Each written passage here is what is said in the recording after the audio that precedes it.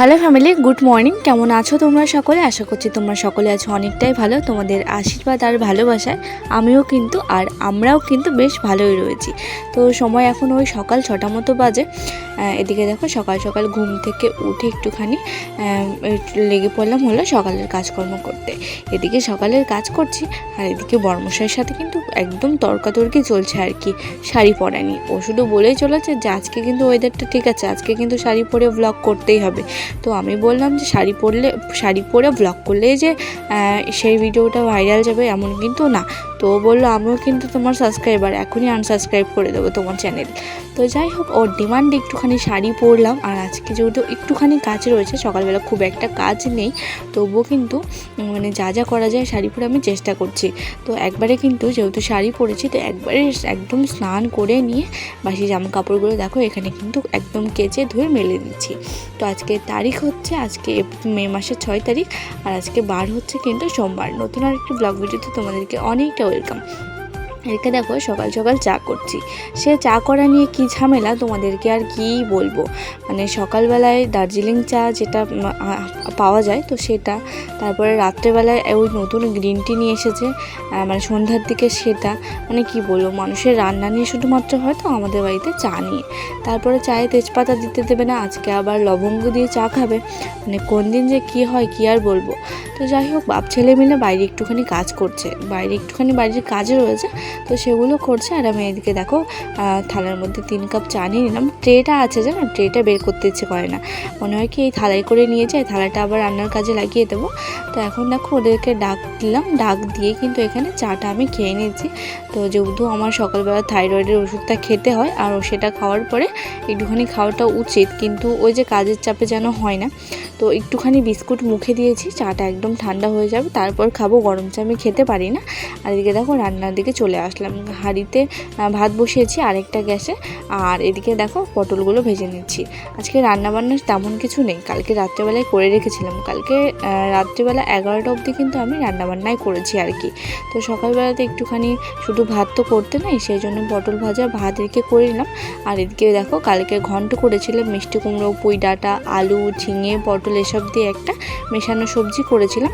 সবজিটা রয়েছে এখানে, আর কিন্তু তার সাথে সাথে এখানে দেখো একদম করলা আলু দিয়ে কিন্তু ছোট ছোট যে চারাপোনা মাছগুলো হয় সেই মাছগুলো দিয়ে বেশ একটা হালকা রস তরকারি করেছি, যেটা আমার খুব ফেভারিট। তো এটাতে একটুখানি গরম মশলা দেওয়ার ইচ্ছে ছিল, কিন্তু বাবা নিয়ে এসেছে গোটা গরম মশলা। যেহেতু এটা কালকে রান্না, অনেকক্ষণ ফোটাতে হবে, সেই জন্য আর করলাম না। তো কালকে যেহেতু রান্না ছিল সব কিছু, তো সেই জন্য কিন্তু খুব একটা সময় লাগেনি আজকে রান্নাটা করতে, অনেক তাড়াতাড়ি হয়ে গেছে। সেই জন্য দেখো এদিকে আমি কাজগুলো করে নিচ্ছি। এখন ওই সকাল 7:20 এরকম সময় হবে। বড়মশাইকে খেতে দিয়েছি, খেতে দিয়ে আমি ভাবলাম যে ও বেরোনোর আগে কিন্তু আমি নোছে এগুলো কিন্তু কমপ্লিট করে নিই। আর এই যে ফুলগুলো দেখছো এখানে, সেটা কিন্তু ও আজকে সকালবেলা ওকে বললাম যে একটুখানি ফুল নিয়ে আসো না, সকালবেলা না আমার সময় হয় না, আর ও এদিক ওদিক করে তো সকালবেলা একটুখানি, তো সেই জন্য বললাম যে একটু ফুলটা নিয়ে এসে দিলে আমার হেল্প হয়। আর একটুখানি সময় মানে পেরিয়ে গেলে না অনেকে এসে ফুলগুলো নিয়ে যায়, যেহেতু এখন গাঁদা ফুল ধরো একদমই ফোটে না, ওই 2-4টে করে ফুটছে, তো সেই জন্য কিন্তু অনেকটা অসুবিধায় পড়তে হয় ফুলের জন্য। তো এদিকে দেখো সকালের ঝাঁঝাটাটা দিয়ে নিয়ে একদম স্নান করে নিয়েছি, নোছাটা এখন কমপ্লিট করে নিয়েছি, বাকি রইলো বাসন মাজা। তো সকালে এইটুকু কাজ আগে সেরে নিই, তারপরে বাসন মাজাটা না হয় পরে দেখা যাবে। ঘরের দরজায় তারপরে দেখলেই তো তুলসী মন্দিরের সামনে উঠানে গোল করে লিপে দিয়েছি, এখন ঘরের দোরগোড়ায় 2টো নোছা দিয়ে দেবো, তার সাথে ঠাকুর ঘরের সামনে আর হলো ঠাকুর ঘরের দরজায়। তো এইভাবেই কিন্তু সকালে আমরা গ্রামের দিকে কাজগুলো করে নিই। আর যাদের পাকা বাড়ি রয়েছে তারা কি করে বলো তো, ওই একটুখানি জল ছিটিয়ে দেয়, যেহেতু আমাদের মাটির বাড়ি সেই জন্য কিন্তু অনেকটাই মানে ল্যাপাকোচার কাজগুলো একটুখানি বেশি করতে হয়, আর সকাল সকালে একটুখানি করতে হয়। তো বড়মশাই কিন্তু কাজে চলে গেছে, ও কাজে চলে যাওয়ার পরে আমি ভাবলাম যে স্নান যেহেতু করে নিয়েছি পুজোটা করে নিই, কিন্তু পুজোর আগে ড্রেসটাকে চেঞ্জ করতে হবে, যেহেতু আমি রান্নাবান্না এসব হয়েছে। সকালবেলায় স্নান করে নিলে এই এক অসুবিধা, মানে সকালে ঘুম থেকে উঠে তো আর অত সকালে পুজো করা যায় না। তো ড্রেসটাকে চেঞ্জ করে নিয়ে আমি কিন্তু এখানে দেখো সুন্দর করে সাজিয়ে গুছিয়ে আজকে বাতাসা ভোগ দিয়েছি ঠাকুরকে, আর তার সাথে বড়মশাই যে সকালবেলায় ফুলগুলো কটা তুলে দিয়েছিল সেই কটা। সত্যি বলতে ছেলে মানুষের কাজগুলো হয়তো এরকমই হয়। জবা ফুল গাছের 2টো রেখে দিয়েছে জানো তো, আমি পরে গিয়ে দেখছি। তো বলছি যে জবা ফুল দুটো আর রেখে দিয়েছো কেন? বলে কি কালকে তো থাকবেই, কালকে তো দরকার পড়বে। মানে এটাও জানে না যে জবা ফুলটা নষ্ট হয়ে পড়ে যাবে। তো পরে দেখছি কিছু করার নেই, সেই জন্য তুলতে পারলাম না। পুজোর আগে দেখলে আমি অবশ্যই ফুলগুলো তুলে এনে ঠাকুরের পায়ে দেওয়ার চেষ্টা করতাম। তো ড্রেসটাকে চেঞ্জ করে নিয়েছি। আর কি বলবো, এত কমফর্ট ফিল হচ্ছিলো যখন ভিডিও করছিলাম বা এমন কিছু। অনেক সময় হয়েছে আমি দুবার করে ক্লিপ নিয়েছি জানো, কারণ ওই যে শাড়িটা ঠিকঠাক থাকতো না এইসবের জন্য। তো শাড়ি পরে কমফর্ট ফিল এমনি ঠিক আছে, কিন্তু ক্যামেরার সামনে আসাটা খুব চাপের হয়ে যায় জানো তো। তো ও চলে যাওয়ার পর যেহেতু রান্নাবান্না সব কমপ্লিট হয়ে গেছে, সেই জন্য দেখো আমি সুন্দর করে গ্যাসটাকে কিন্তু এখন পরিষ্কার করে মুছে নিচ্ছি একটা কাপড় দিয়ে, রান্নার কাপড় দিয়ে। আর গ্যাসের যে চুলোগুলো হয় সেগুলো কিন্তু আমি কলপারে নামিয়ে নিয়েছি। একবারে যদি সেগুলোকেও মেজে নিয়ে আসি না তাহলে বেশ ভালো লাগে, যেহেতু সেটার উপর একটুখানি তেল মশলা এসব একটুখানি বেশি হয় সেই জন্য। তো চলো গ্যাসটাকে মুছে নিয়েছি, সব বাসনপত্র নামিয়ে নিয়েছি। এখন সুন্দর করে সব বাসনপত্রগুলোকে ধুয়ে নিই। আর এই কলপারে আসলে কি বলবো, জলের এত কষ্ট পড়েছে। এই দেখো এদিকে বালতি ওদিকে বালতি, এদিকে টিন সেদিকে টিন, কিন্তু কিছু করার নেই। কি বলো তো, আসলে জল এমন একটা জিনিস যেটা বাড়ির সব কাজেই লাগে। যাই কাজ করো না কেন, সকালে মুখ ধোয়া থেকে রাতে হাত পা ধুয়ে শুয়ে যাও, মানে শুতে যাও অবধি তোমার জলটা কিন্তু প্রয়োজন পড়বেই। তো সেই জন্য জলটা তো বুঝতেই পারছো, সেই জন্যে বালতি করে টিন করে নিয়ে এসে রাখা হচ্ছে, কারণ সব সময় তো টুকিটাকে গিয়ে আনা সম্ভব না। তো সকালবেলা থাকে না, সেই জন্য মানে সকালবেলা তো সোলারে জল ওঠে না, সেই জন্য কিন্তু বাবাই আমাকে একটুখানি বেলার দিকে জল নিয়ে এসে দেয়। তো এদিকে দেখো তোমাদের সাথে গল্প করতে করতে কিন্তু আমার বাসন মেজে ধোয়া হয়ে গেল। আর এখন এগুলোকে হলো রান্নাঘরে রেখে এসে ঘরে আসলাম। ঘরে এসে আজকে না মনটা ভীষণভাবে বলছিল যে একটুখানি আলমারিটা ঝেড়ে পরিষ্কার করে নিই। তাই যেমন কথা তেমন কাজ, লেগে পড়লাম আলমারিটাকে পরিষ্কার করতে। এতদিন আমার ধারণা ছিল যে আমি হয়তো আলমারিটাকে পরিষ্কার করতে পারবো না, যেহেতু আমার হাইটটা অনেকটাই শর্ট। তো সেই জন্য আমি ভাবি যে মানে আমার হাতে আসবে না, আর হাতে আসলেও কিন্তু অনেকটাই সমস্যা হবে, আমি ঠিকঠাক মতো পরিষ্কার করতে পারবো না। আর এক কথা আমি ভয়ে কাজগুলো করতাম না আর কি, যে আমি হয়তো পারবো না, ঠিকঠাক হবে না, কোথায় পড়ে টোরে যাবো।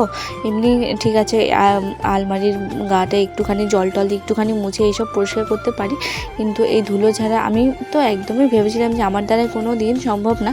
সেই জন্য আলমারিটা কেনা অনেকটা দিন হয়ে গেল, আমি কিন্তু কোনো দিন এইভাবে ঝেড়ে পরিষ্কার করি না। ওই একটুখানি উপরে যা মানে যেগুলো ছিল আর কি, তো একটু না টুকিটাকি জিনিস এসব রাখার তো ঘরে সেই রকম স্পেস নেই, তো সেই জন্য কিন্তু আমি আলমারির উপরেই তুলে রাখি। আর এভাবে রাখতে রাখতে কখন যে এত নোংরা পড়ে গেছে। আর এই সাইডটাতে না আমি ঝুলটাও ঠিকমতো ঝাড়তে পারি না। তো আজকে দেখো একদম যে ঝাঁটা দিয়ে আলমারির উপরটা একদম পরিষ্কার করে নিয়ে উপরে যে মানে মাকড়সার ঝুলগুলো ছিল সেগুলো পরিষ্কার করে নিলাম। আর আলমারিতে একটুখানি জল ছিটিয়ে নিলাম। জল ছিটিয়ে নিয়ে কিন্তু একটা সুন্দর একটা নরম সুতির কাপড় দিয়ে বেশ হালকা হাতে এই আলমারিটাকে কিন্তু আমি পরিষ্কার করে নিচ্ছিলাম। আসলে সাদা জিনিস তো রোজ একটুখানি যেন পরিষ্কার করলে বেশ ভালো লাগে, কিন্তু ওই যে রোজ তো সম্ভব হয়ে ওঠে না, বা রোজ কেউ করেও না, আমার যা মনে হয় আর কি। কারণ এসব তো রোজ রোজ ইয়ে হয় না, কিন্তু ওই যে মাটির বাড়িতে একটুখানি ধুলো ময়লা একটুখানি যেন বেশিই হয়। ঝাড় দিতে মাটি, লেপতে মাটি, মানে যাই করো না কেন একটা মাটি তো ব্যাপার মানে রয়ে যায়। তো সেই জন্যে ধরো যখন আমি ঘরটা লেপাকোচা করি তখন একটুখানি ওই মাটিগুলো জল ছিটে গিয়ে আলমারির ওপর পড়ে, এইভাবে আর কি। তো এখন কিন্তু দেখো আমি আলমারির তো ওই যেইটা মানে পেছনে দেয়ালের সাইডে রয়েছে সেটা তো পরিষ্কার করা সম্ভব না, কারণ ওই সাইডটাতে ঢোকা সম্ভব না। তো একটুখানি ঝুল টুল ছিল, ওগুলো একটুখানি পাটকাঠি দিয়ে কিন্তু আমি সুন্দর করে তুলে নিয়েছি নিচটা দিয়ে। আর এদিকে দেখো এই সাইডটাতে না প্রচুর নোংরা, মানে আলমারির যত নোংরা সবই নিচটা এসে কিন্তু জমা হয়, সেই জন্য একটুখানি ভালো করে কিন্তু এদিকটাও পরিষ্কার করে নিচ্ছিলাম। যখন আমরা কোনো জিনিস পরিষ্কার করি তখন যদি সেটাকে একটুখানি ডিপ ক্লিন করে নেওয়া যায় তাহলে কিন্তু বেশ ভালোই লাগে। তো যেহেতু কাপড়টা একটুখানি ভেজাই রয়েছে সেই জন্য ভাবলাম যে ফ্যানটাও তো একটুখানি ওই যে মাটির বাড়ির একটুখানি ধুলো ময়লা সবসময় পড়ে, তো সেই জন্য ভাবলাম যে ফ্যানটাও কিন্তু একটুখানি পরিষ্কার করে নিই। আসলে আমি না তোমাদের সাথে ঘরের ভিডিও সেই রকম শেয়ার করি না, তাই বলে কি ঘরের কোনো কাজ করি না বলো। আসলে ঘরের ক্যামেরাটা এতটা বাজে আসে সেই জন্য আমার না তোমাদের সাথে কিছু শেয়ার করতে ইচ্ছেই করে না। আর এদিকে দেখো যে কটা এইগুলো ছিল শাড়ি শার্টের যে প্যাকেটগুলো সেগুলো গুছিয়ে নিয়েছি।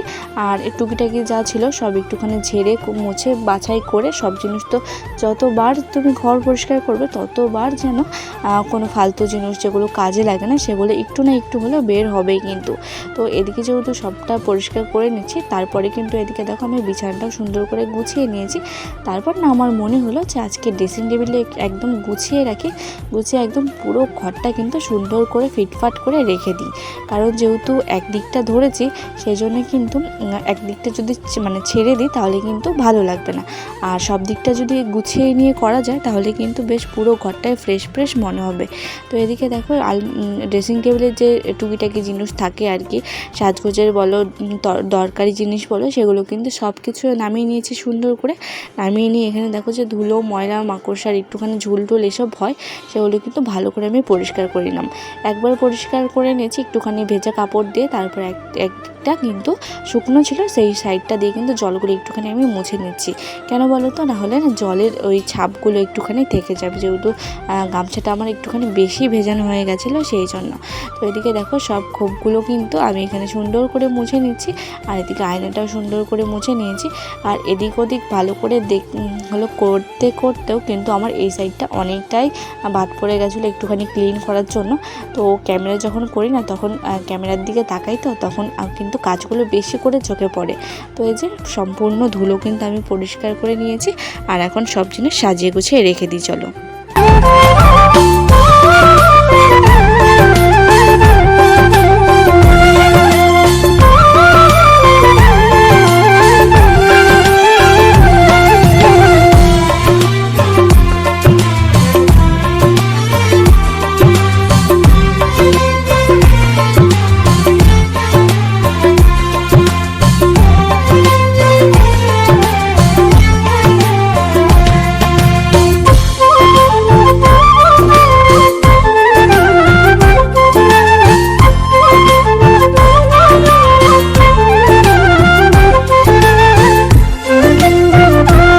আজকে ঘরে ড্রেসিং টেবিল সাথে আলমারি, আর এদিকে কিন্তু ঘরের বিছানাটাও বেশ টান টান করে গুছিয়ে নিয়েছি। ঘরটা বেশ সুন্দর লাগছে, কিন্তু আমার কি বলবো, ঘরের লাইটটা এতটাই বাজে, আমি যে তোমাদেরকে একটুখানি পুরোটা ঘুরিয়ে দেখাবো সেটা আমার জন্য মানে সম্ভব হয় না আর কি, ভালো লাগে না।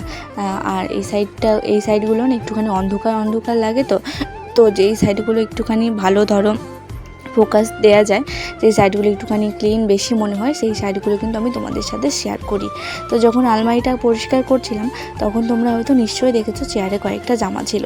তো বড়মশাই না ঘরে মানে ও এসে ঘরেই জামা খোঁজে, তো সেই জন্য চেষ্টা করি একটুখানি ঘরে রাখার, কিন্তু হয় না, কখনো আমার জামা রেখে দিই, কখনো ওর চেষ্টা করি, কিন্তু ওই যে মানে সবার জামা তো সব জায়গায় গুছিয়ে রাখা যায় না। যখন হাতের কাছে যেখানে পাই একটু অগোছালো একটুখানি গুছিয়ে রাখার চেষ্টা করি, সেই জন্য কিন্তু সবসময় মানে ওর যা পছন্দ মতো জায়গায় রেখে দেওয়া যায় না আর কি।